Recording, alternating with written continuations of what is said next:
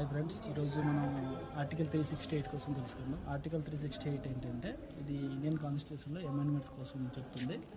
అయితే ఇది పార్ట్ 20లో భాగంగా ఇందులో భారత రాజ్యాంగంలోని ఆర్టికల్ 368లో రెండు రాజ్యాంగ సవరణలు అనేవి ప్రచురించారు. అవి ఏంటంటే స్పెషల్ మెజారిటీ, ఇంకోటి ఏంటంటే special majority with 50% of the states ratification. ఈ రెండు రాజ్యాంగ సవరణ ఆర్టికల్ 368 ప్రొవైడ్ చేశారు.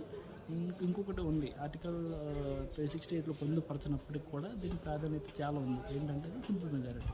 అయితే ఈ సింపుల్ మెజారిటీ అంటే ఏంటంటే మొత్తం సభ్యుల్లో సగానికంటే ఎక్కువ, అంటే 1/2 + 1 ఉండాలన్నమాట. అంటే ఒక 50 మంది ఉన్నారంటే దాంట్లో సగం 25 + 1 ఒకటి వస్తే చాలు, వాళ్ళు అది నెగ్గుతుందన్నమాట.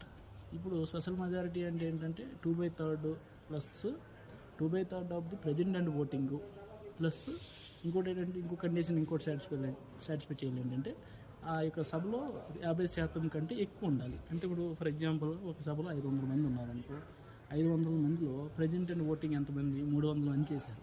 దాంట్లో 2/3 ఎంత 200 అయితే అది 500 కంటే 500లో సగం కంటే ఎక్కువ ఉందా, లేదు. సో ఇది చెల్లదనమాట. అది ఎంత 500 కంటే సగం అంటే 250 కంటే ఎక్కువ ఉండాలి, అప్పుడు చెల్లుతుంది. ఇది రెండవది.